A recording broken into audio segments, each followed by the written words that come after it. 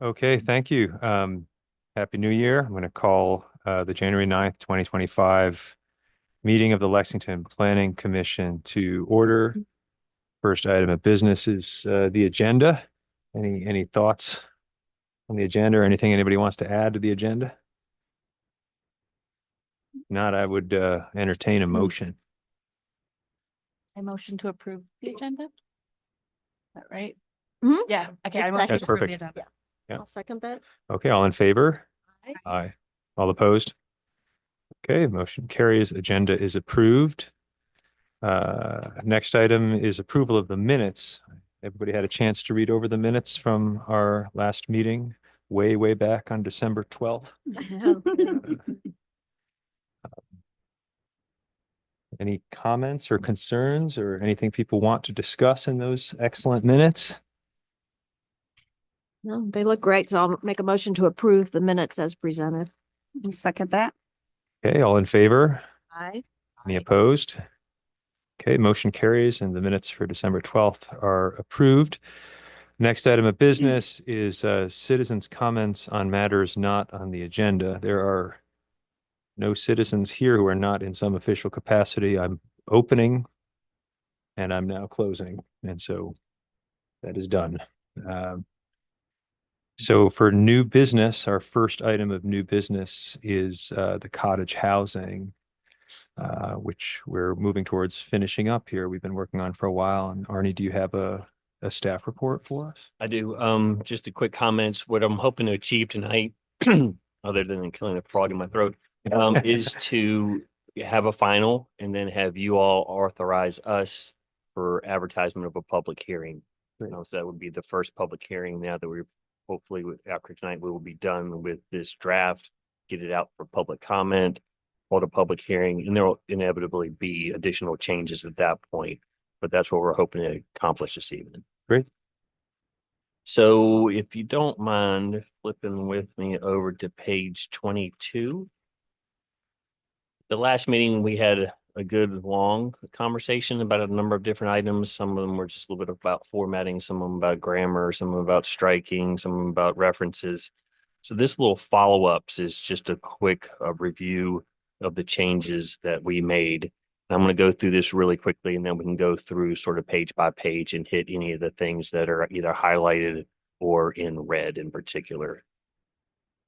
So the first one is that there was an intention to limit occupancy to one or two individuals. Sorry, I should have read that as a question in the cottage housing code. I thought that that was in there, and I think several others may have thought, because we were talking about maximum number of bedrooms, maximum number of occupants, what should be, what shouldn't be.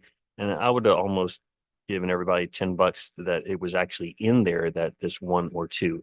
But going back through the minutes, found out that the Winchester Code had an intent section that I think had 4 subparagraphs under that. And the first one had this language where for households of typically 1 or 2 individuals.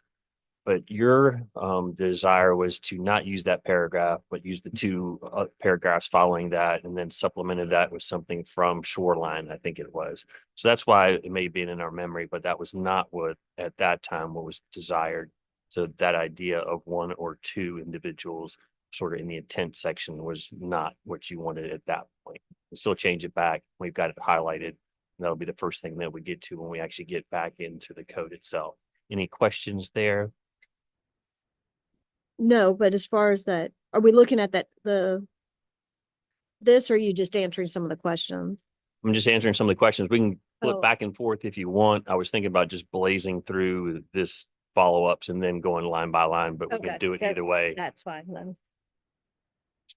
Okay, Great, thank nothing else there. Then in number 2, did any of the sample cottage housing codes that we referenced have a minimum cottage size? I went back through the 8 or 10 that we had, used the samples, and only one of them had a minimum size, and that was Abingdon. I don't know if Abingdon, that's a newer code. I don't know if they actually built anything or not, but it did have that 800 square foot as a minimum size, just for your information. Number 3, did any of the sample cottage housing codes require a minimum number of bedrooms? The answer is no. Again, a quick word search, and none of the other ones had a minimum number of bedrooms. because of one of the comments that we received from staff from Public Works, I think we had the question of number 4, were mail receptacles adequately addressed? And we hadn't, so there's a whole new section in there after talking quickly with the postmaster. And similar to that, number 5, dumpsters. So we have a new section O to address dumpsters, and we'll go through those 2 sections line by line since those are new. And the last one, there was a question, I think towards the end, when should co-op ownership be allowed? I think we have it now that condominium ownership shall be utilized, or however it's actually written. And then there was a question about co-ops. I hadn't looked up co-ops in a long time. So just for what it's worth, a co-op is a type of ownership where a corporation actually owns the whole property, and you as a shareholder, you don't actually own your unit, you own a share in the corporation. And then folks that live there somehow are set up like a HOA, so they implement or administer everything that goes on the property. We could allow that, but I'm not so sure that there's a demand for co-op ownership. And I'm not sure that it's any less onerous to set up than a condominium, because you still have to set up a corporation. You still have to go through the whole governing structure of the corporation and how all that gets handled. So it's up to you if we want to allow something other than just limiting it to condominium ownership or not. And the last part of that, I also sent this final draft to our attorney's office and I haven't heard back. We typically don't deal with ownership in the zoning ordinance. But in this case, we did have that one thing in the cottage housing code that says it shall be by condominium ownership. So I wanted to run it by Jeremy, and I just haven't gotten a response back yet. So that's just a quick overview. And if I could ask you to go back page 11, we'll just go through anything that's highlighted or anything that's in red. The very first one is what we're talking about. We just put it back in for households typically of 1 or 2 individuals, or you can continue with the or of no more than 3 bedrooms, because that's where you landed last time. Mm-hmm. So just to read that second sentence in, the cottage housing development design standards contained in this article are intended to create a small community of cottages of no more than 3 bedrooms oriented around open space and on. So that's how it's currently. We just threw that households typically 1 or 2 just to bring it back in case you wanted to consider that. But again, that was not what you wanted to do when this was discussed months ago. Would anybody be willing to put and in there? So typically 1 or 2 and of no more, but it doesn't mean it has to be 1 or 2. That's a good way to do it, because the parking is still going to be such a nightmare if there are more than well, once, especially if teenagers are now living there too, it's going to be crazy. So I think that's a good way to kind of. Because I remember that Oh. being the main concern of the bedrooms and the number of people all had to deal with the amount of cars and parking you were trying to Yep. accommodate. Right? Right, and I think it would allay some of the fears of neighbors, Right. because we've increased the density that we don't, in general, these won't be Right, large family homes. right.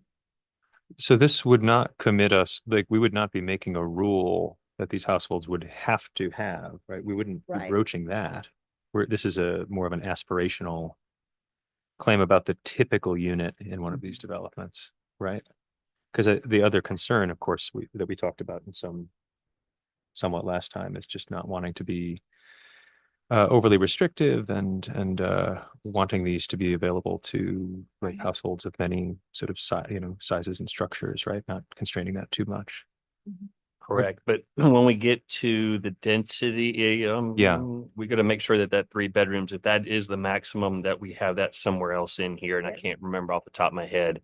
But just let's keep that in mind when we're going through the rest of it. Okay. If you, again, aspirational here should be no more than 1 or 2 or no more than 3 bedrooms.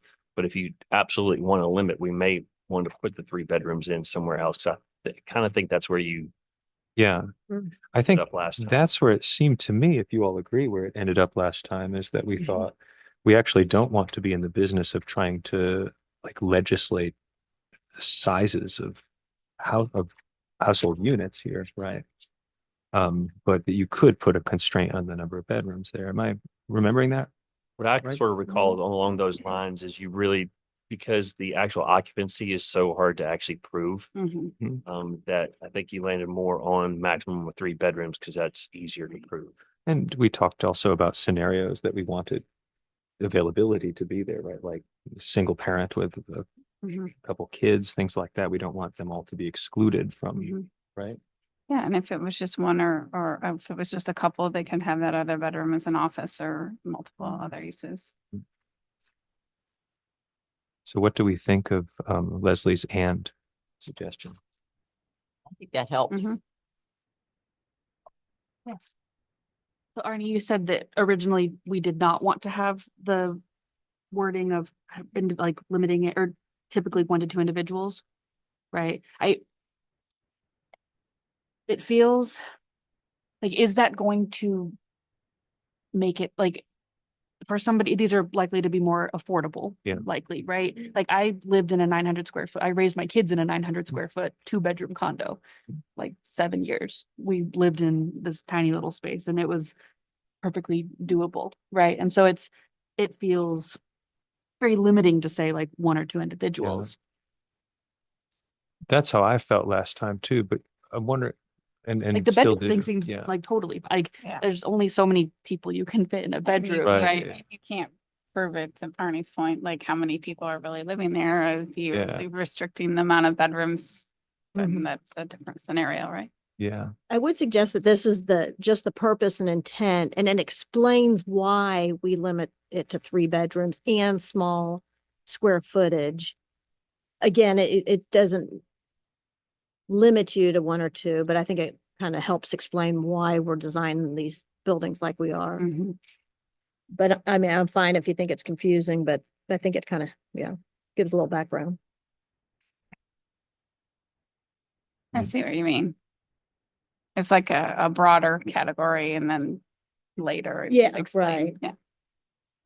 Yeah. For a little bit of sort of clarity, if we're going to keep both parts of it, could we do for households of typically 1 or 2 individuals and typically of no more than 3 bedrooms? Mhm. Just so that nobody reads the 3 bedrooms as a hard stop here. We are. Well, I think would we be are making allowed it, for Yeah. I think, Then if we're going to say this is the intent section and 3 is a hard stop, I would like to have that it supported. needs to be somewhere else. Yeah. I Somewhere was just else. looking, I don't see it, but Not as we talked about it last Not as meeting, but I don't think we did put a sentence in, but we should put a sentence. Right.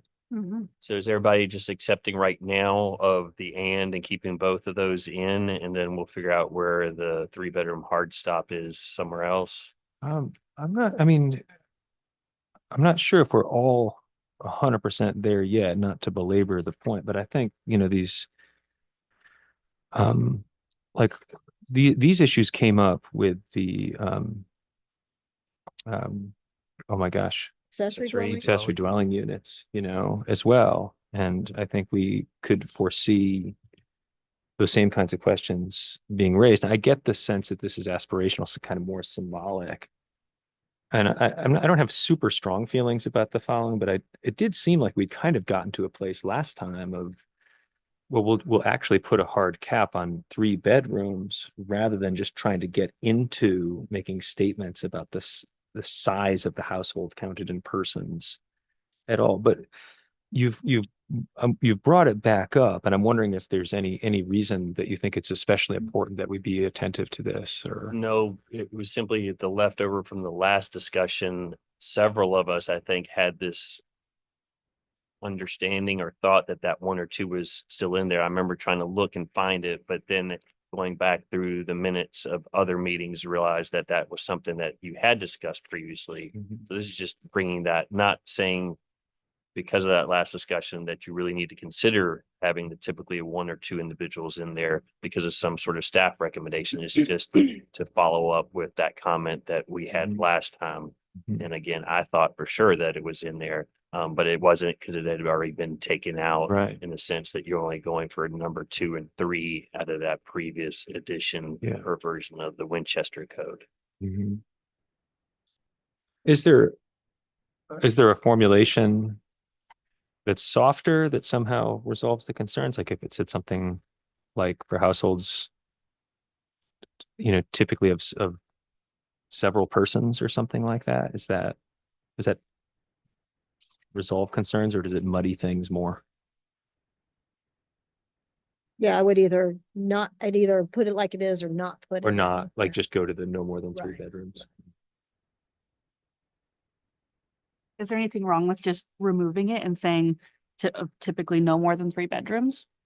And having it not say anything about 1 or 2 people? And that is where you ended Yeah. up previously, Yeah. just to be clear. Yeah, that's where I thought we were.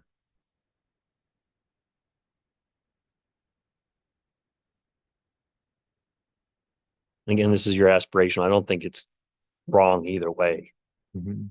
what that's worth. Well, what do people think? I think to put it out to say 1 or 2 individuals is us saying that this is what we foresee it as being, which is us putting a judgment on what a smaller house looks like. And having raised kids in a smaller place, like there's already all kinds of judgment on that. And it's really stressful being in a small space anyways. And so like, I don't think there needs to be any judgment of people. I think it can just be no more than, Mhm. it feels very like, well, this is what we assume this type of house needs to be, when houses look different everywhere Yeah. across the world generationally. And it feels like a judgment Yeah. to me personally. What if it said typically for small households and of no more than 3 bedrooms? Or is that still muddying? You know me, I'm an academic. I can like wordsmith all night, Um, do you think it's cleaner to just keep it like we had it before coming in today? Is that what you're saying? I personally would like it to just say like of no more than, typically of no more than 3 bedrooms. Yeah. I mean, how do others feel? How do others feel about that? How strongly do do others favor the inclusion of the language about 1 or 2 individuals? Did either Langley or Shoreline, did anybody else put individuals in there? See, I'm trying to, I didn't go search that specifically, but it definitely was in the Winchester. And if I'm not mistaken, Winchester borrowed really heavily from, was it Shoreline or Port Townsend? Yeah.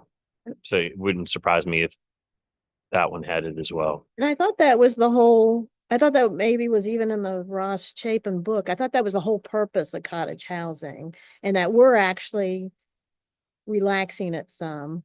I still feel like you need to have a reason for why we're requiring to be small. And it really did start out because these are supposed to be for 1 or 2 people. I'm okay with making it 3 bedrooms, and if they can, because it'll ultimately be up to the HOA.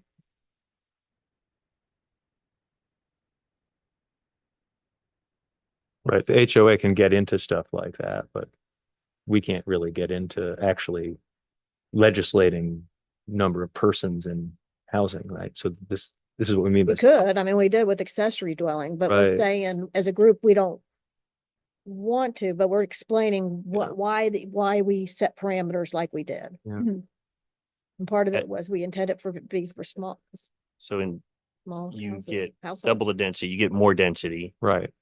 typically smaller house size, square footage, and typically smaller number of occupants.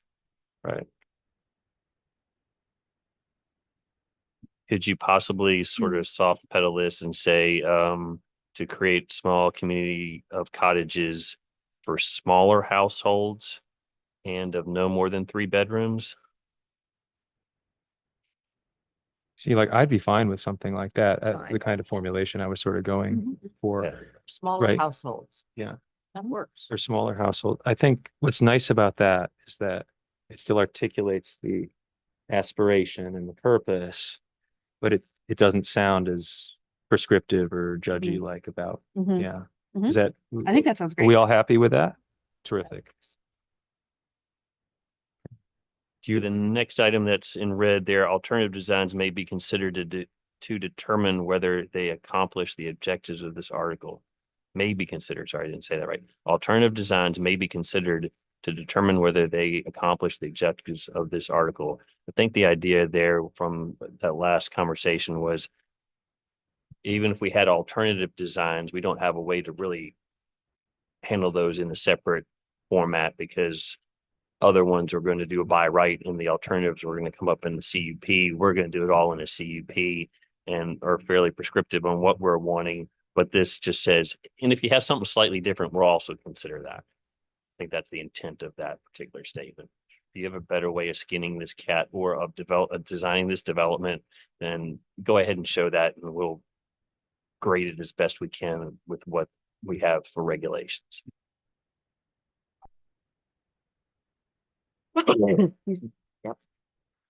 What are you asking us Leaving it- about leaving this? it in? I'm just You're just pointing out that pointing that's it there. out. and Yeah. If you have any questions or if you want to change it or if you're all okay with it, What do y'all think? Yeah, it sort of rings in memory. Yeah, I like having that statement or something to that effect. agreed. or there was native trees was added to number 5 in the middle of that page too, just as an addition. Yeah, we talked about that, I think. last- I'm okay with that, but I don't think planning commission's really gonna say, It's native. yeah, but it's good to be I guess it's aspirational again. Mhm. I'm thinking I'm over now on the next page, B, density, number of cottage housing units and minimum lot area. And just trying to think quickly, because I haven't looked forward enough, where can we put the 3 bedrooms? And I'm gonna just make a suggestion perhaps. In B1, in cottage housing developments, the permitted density shall be as follows. And perhaps adding, and no cottage will contain more than 3 bedrooms. Is that the appropriate place to place that? That seems Yeah. good. Either there or variations in building design. Yeah. But I think that makes sense. Since So you're talking we'll about densities anyway. We'll put it here if that's okay. And then you're going to have another shot at it when we go and advertise this for Yeah. a public hearing, get public input. And if we realize that it's better in another location, we can always move it. Yeah, it seems good here. I mean, this is a place people are going to be looking. So The they're not going numbers to miss it for- here. Yeah. Okay, if that's okay, then going to the bottom of that page. Sorry, this is going to be a little bit confusing, but in A, where we're talking about non-conforming dwellings, we would expect that there might be properties out there that were suitable for this, but there might already be a dwelling unit on it. So what do you do with that dwelling unit? What do you do if that dwelling unit's over the size of the cottage that we're putting on, or maximum size for what we're going to have for the new cottages? So this is just the section that deals with those non-conforming structures. And in A, non-conforming dwelling units may be modified to be more consistent with the article. For example, and what we're pointing out here is that the example is bad. Yeah. Yeah. And I think Kate caught this in that the roof pitches may be increased consistent with section, but we don't really have that roof pitch section. So the example, I think, needs to just be removed. I agree. Yeah. And then the second part, but the building ground floor or total floor area may not be increased greater than permitted in section, and that's the wrong section. And it's even, I have it in red there. It's not the yards and building setbacks from exterior lot lines. It's actually the cottage floor area in following subsection G. So what I would recommend is in A, you keep that first sentence. The second sentence, or actually get rid of that. So sorry, backing up. Mhm. A, non-conforming dwelling units may be modified to be more consistent with this article, but the building ground floor area or total floor area may not be increased greater than permitted in section 420-11.1.2.g. Mhm. And that just cleans it up. Yeah. Right. And there's no real need for an example in the first part anyway, right? Pretty clear. You all agree? If you wanted to make it a separate sentence, you put however instead of the but yes, right. I'll leave that the wordsmith.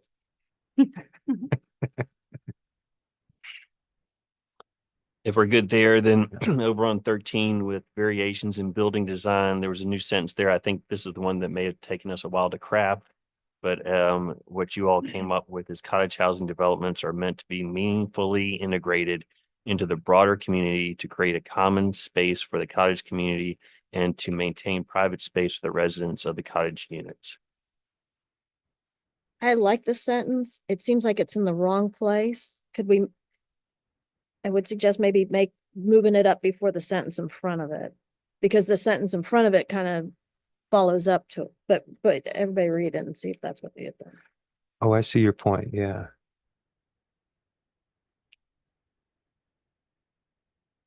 Hmm. So right after, as well as garages. Yeah, right.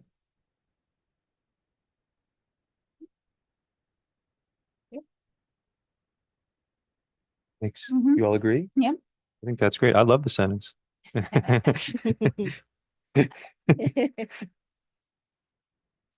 Like we're all good there. Then going over to page 14.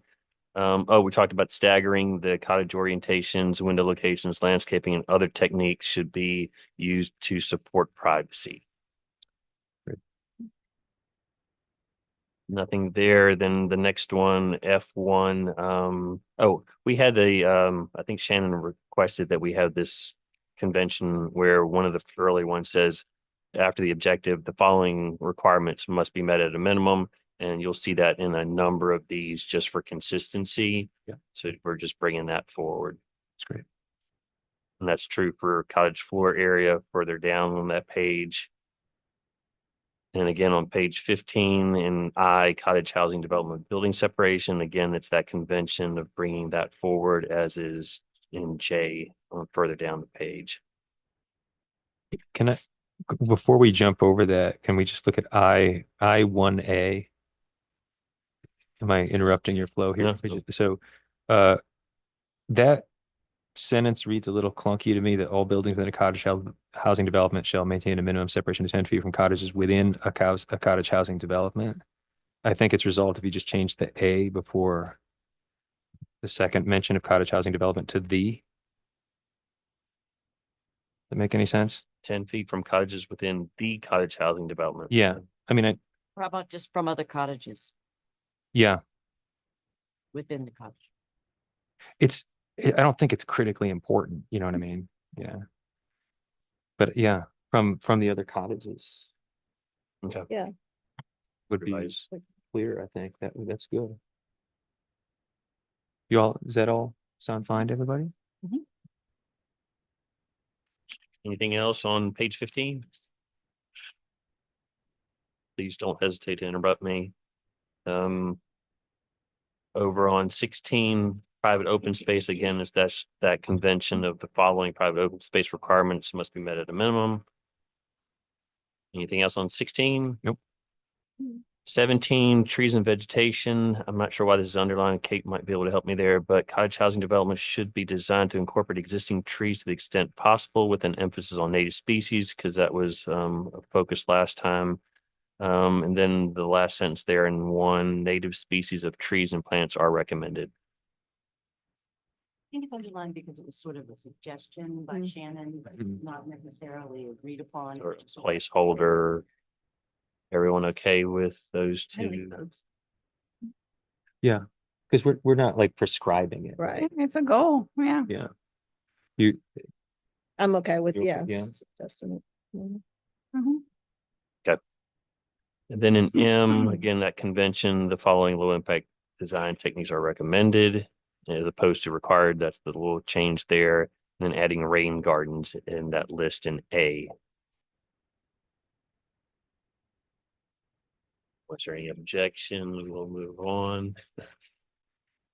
great. Nothing on 18 unless you all have anything.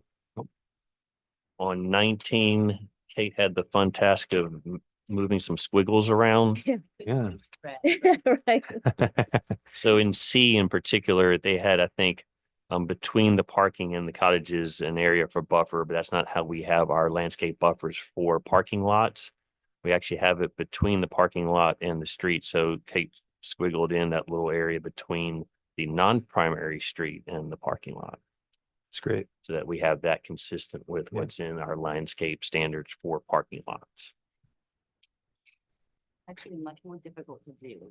Yeah. Thank you for doing that. Thank you for doing that. Love that, the notes. That's 19, unless anybody has anything else. Hmm. And then on 20, we get into the two new sections. And did call over or got in contact with Public Works, and they had some of the recommendations here. Then I just borrowed some language from other places and sort of put this together. So this is trying it on for the first time. An objective section like we have always, or for most of the time anyway. So similar to off-street parking, the staging area for the collection of solid waste shall be located and designed to be less visible from frontage streets than the cottages themselves. So that last half of that sentence is exactly the same as what we had for parking. Mhm. The next sentence, staging areas for the collection of solid waste shall be attractively landscaped to screen solid waste collection areas from the adjacent properties and the streets rights of way. I think that same adjacent properties and streets rights of way is coming again from the parking section. One thing that I forgot to do is to use that convention that I've now mentioned 3 or 4 times. Oh, yeah. So we also need to add a sentence in here at the end of the objective paragraph. The following solid waste collection requirements must be met. And then A, solid waste bins or dumpsters shall be placed along one side of the access drive, provided placement does not interfere with vehicular access and circulation. So we're trying to figure out or direct is where to put the bins or the dumpster. And I'll get into the sort of the specifics of those in a little bit. So the idea here is just to place them to one side of the access drive, provided they don't interfere with the access or circulation. There's nothing on that one. I'll go to the next one. B, any conditional use permit application for a cottage housing development requires written confirmation from the Lexington Department of Public Works confirming A, the location of the bins / dumpster is acceptable and confirming that any access drive is designed to minimum roadway standards. I'm trying to accomplish a couple of things here. First, that somebody actually goes to Public Works when they're designing one of these, and that when it comes in for your conditional use permit application, it's in an appropriate location that's already been reviewed by the people that review that type of thing. Yeah. And they also wanted specifically to make sure that that roadway that accesses the bins or dumpster be built to the appropriate standard to handle the weight of the vehicle. So that's why B is in there. Good. Any questions on that part? Okay. C, the city prefers any cottage housing development utilize a dumpster for the collection of solid waste. However, bins may be permitted by the Department of Public Works for cottage housing developments containing fewer than half the maximum number of cottages allowed. And what I'm trying to accomplish there was if you only have 4 cottages, so we're ranging from 4 to 12 Right. or from 4 to 18, if I remember correctly, in RLC. Dumpster might not be the thing that you want if you only have 4 units or 4 cottages in there. That might be overkill for 4. So it's trying to come up with a number, even though Public Works definitely prefers the bins. So provide a little bit of flexibility that if you have between the lowest number and the middle of the allowance, that you have the flexibility to use a bin or carts, a bin or a cart, rolling cart, and not have to do the dumpster. But you do have to graduate to the dumpster if you have between the middle number of cottages allowed and up to the maximum number. Because again, we're trying to incentivize or require the dumpster because that is easier for our Public Works guys. And once you get over a certain number of bins, it's also more cost effective. Does that seem to make sense? C. Give us an example, Barney. For example, like, In R1 or R2, we have between 4 and 12. So if you have 5, then you have the ability to have carts or bins. So the rolling cart that you roll out, wherever that's going to be located, the development can have those instead of having a 3 cubic yard dumpster or whatever the sizes are. But once you get to half or more, so let's say you have 10 cottages in your design that fits, 10 can be accommodated on that parcel. Well, that's more than half, so you're going to have to get a dumpster. Seems very reasonable. If nothing else there, then staging of D, staging areas for the collection of solid waste shall not be placed in the front yard setback or along a street frontage. Again, these are to the side and towards the back. They shouldn't be in front. Right. E, staging areas for the collection of solid waste shall be architecturally screened and or screened with landscaping so as to mask their appearance to residents, adjacent properties, and the public right of way. Architecturally screened means a fence or a wall. Any problems with that particular language in any of those? Seems important.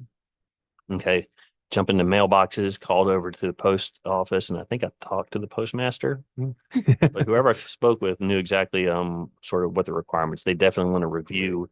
So perhaps to explain, I haven't lived in an apartment complex in a long time. So a cluster box is that thing that you walk up to that's the modular and has however many boxes in one sort of structural unit thing, as opposed to individual mailboxes. They are getting away from walking up to each individual house, much less going into a development like this and putting mail on everybody's porch.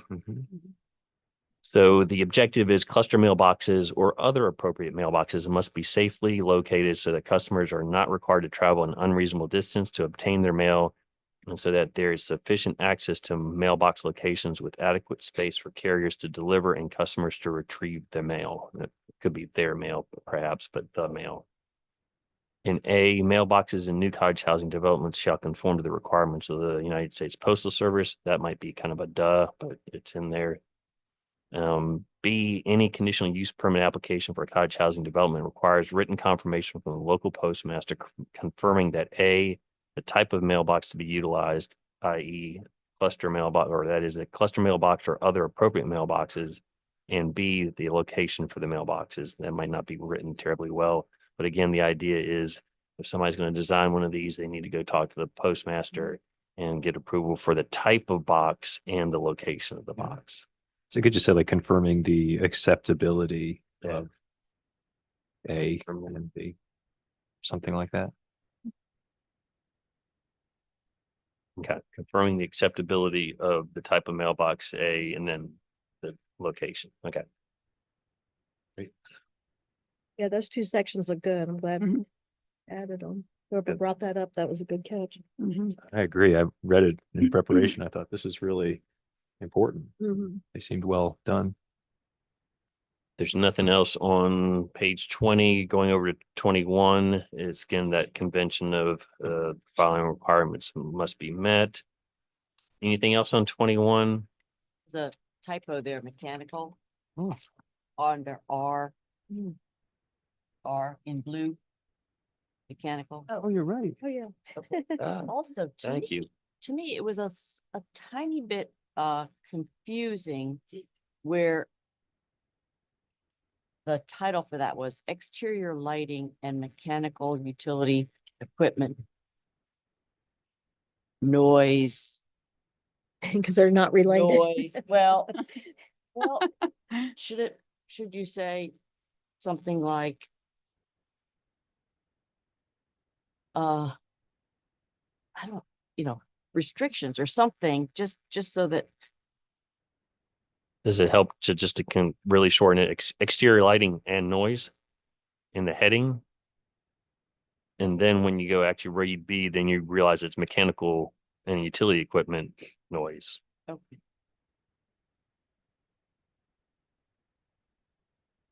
Or even you're sort of anticipating that there's going to be noise. Like prevention- Anticipated noise. Like prevention or something? Yeah, prevention of noise or something like that. Or I don't know how. And noise prevention? Noise Mhm. prevention. I don't know, something like that, but it's Noise seems like it's hanging out there to dry by itself, right? Yeah, I get your point. Okay, so if we change that to exterior lighting and noise prevention, Regulation, minimization. minimization. Nation. okay. Minimization. Yeah, that sounds Not good. too- That's not too. That sounds, Yeah, you like it? okay, yeah. Okay, so that's the heading. Everything else okay in the rest of that section, or even on that page for that matter?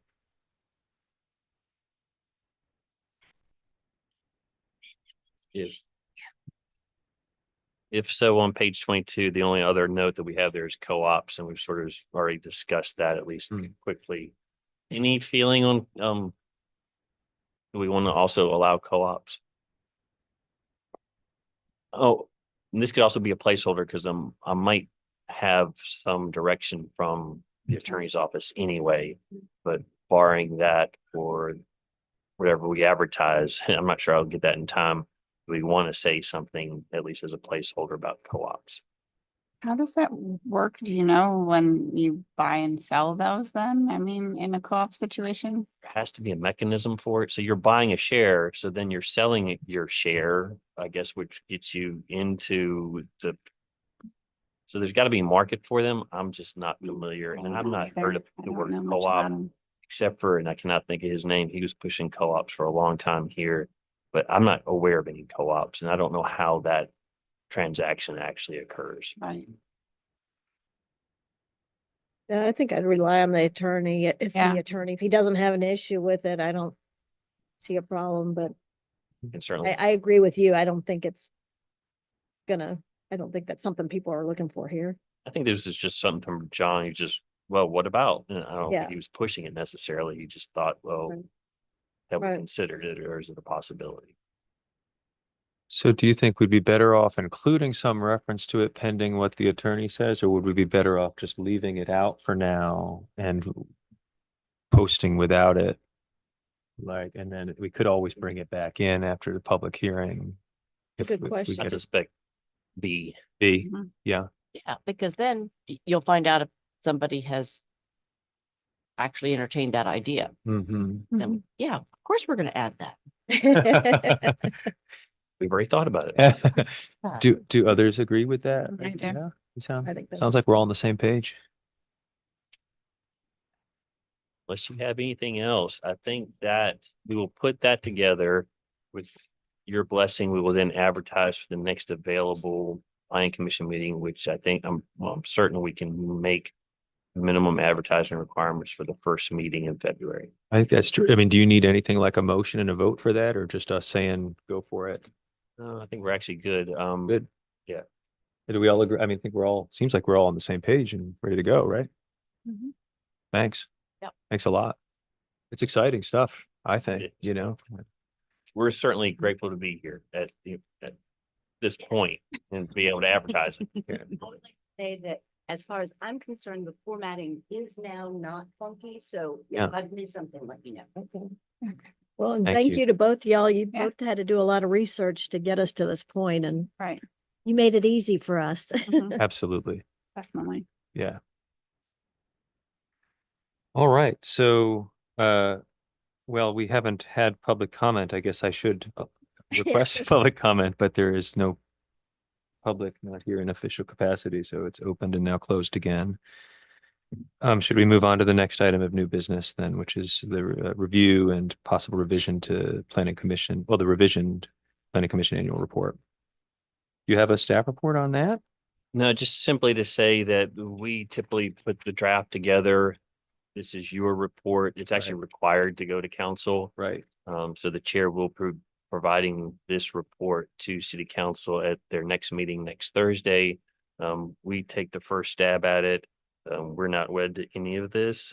This is the format that council has seen it in the last number of years.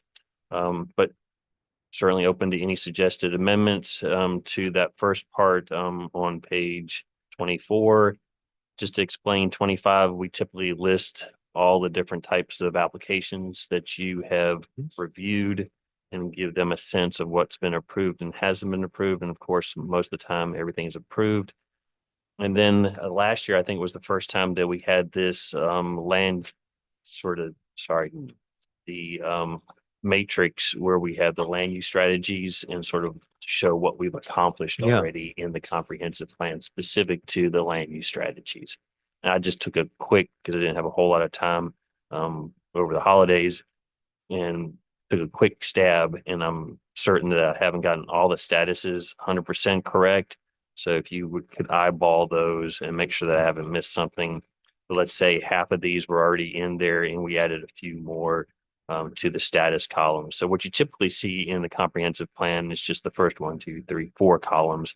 And then for this exercise, we just threw in the status Right. column to sort of show what we have sort of addressed, at least in part, or what we haven't addressed and what needs to be addressed. Because last time planning commission wanted that as part of this Yeah. report, so the council gets a sense of what's been accomplished, at least in the land use chapter. Yeah, I remember John talking about that in particular and encouraging us to not just have the comprehensive plan be something that was done once and is guiding stuff, but that we're thinking about our progress on it. So you're asking us now just for feedback about if there's anything that's missed here. Mhm. Read it over pretty carefully and didn't see anything. Did anyone else have any questions or concerns or edits or additions to suggest?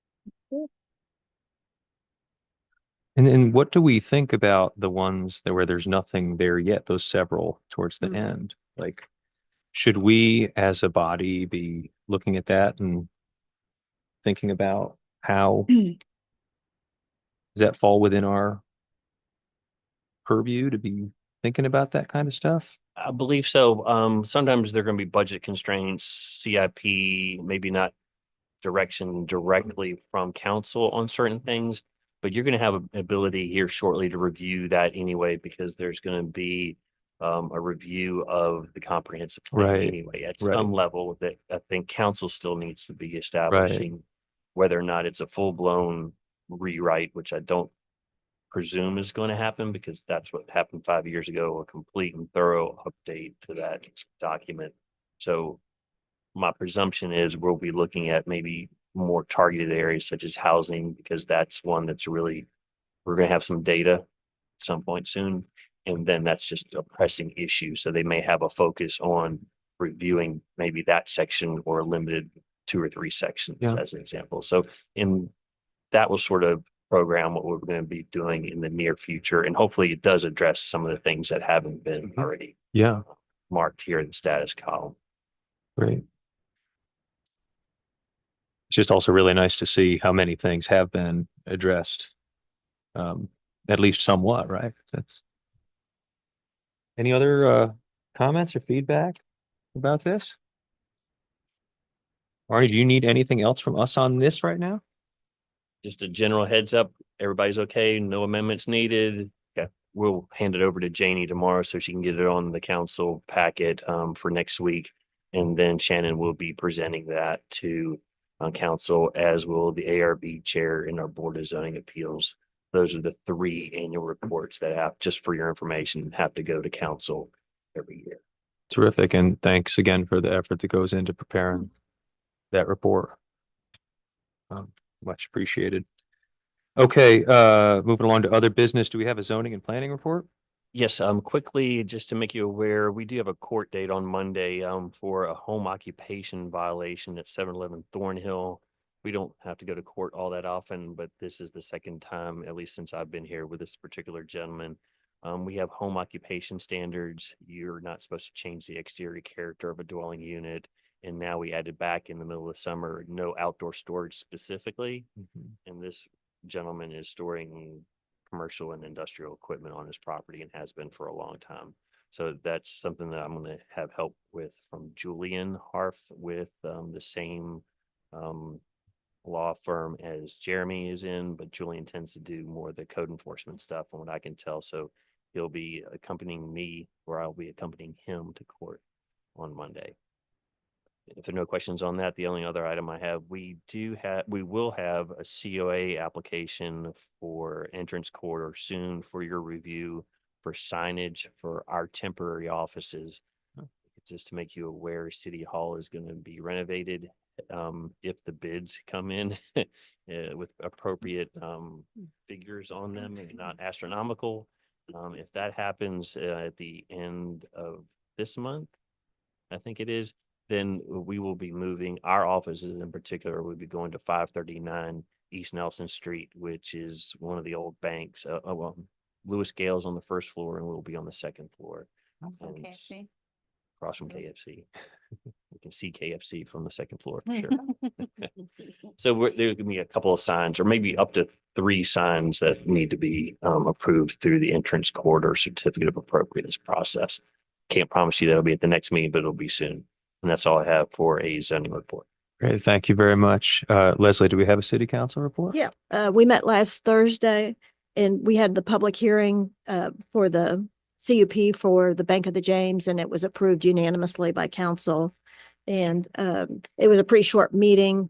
We will, coming up this Saturday, we're going to have a work session, a planning session to figure out, focus on what we want to do this coming year and the next probably 5 years.